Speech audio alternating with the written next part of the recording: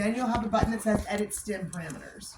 When you hit Edit Stim Parameters, the screen comes up. It says high volt pulse, 100 pulses per second, continuous. So let's review real briefly. You can change it from high volt to interferential or something else. I kind of say why. High volt's very comfortable. 100 pulses per second. Why do we like 100 pulses per second for this treatment? Pushes out. I call that gum. Okay, it's pushing out the gum. What is our Estim doing on this one? It's giving us that vibratory. Vibratory, but it's also causing a contraction, Yeah. right? And what frequency do we need to cause a tetany? Above 35. Above 35. What does higher frequency do for us? That was our trade-off that we learned before. Fatiguing. Don't we want to fatigue it? So we go very high frequency. Keep the frequency high, you'll get your tetany. It will be fatiguing to the muscle. Okay? Now, I just told you we want a 1-to-1 ratio. On our machine, we're going to set continuous, though.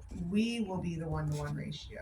Meaning, if all I was going to do was rub it right here and never move it, I could put it as a 1-to-1 ratio and just never move. But very often, we're kind of going up and down along the area a little bit. And so I will put it on where the stim is continuous, and I will be the 1-to-1 ratio.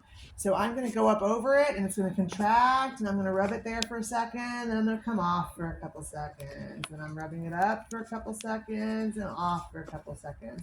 So it's just this little rhythmic thing where you are creating a very short ratio time frame of when they're getting the contraction and when it's relaxing, again, to try to fatigue the muscle.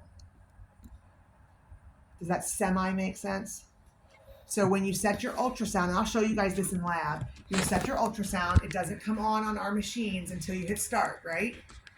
Remember when we did stim, we wanted to get to the stim level we wanted and then hit start?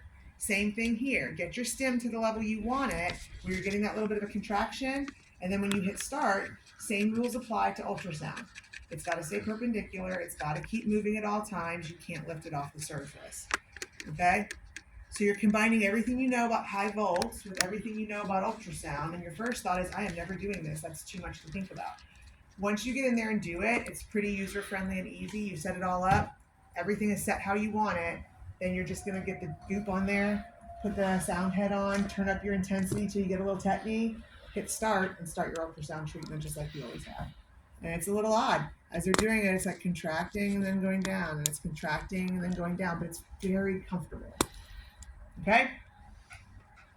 Questions on ultrasound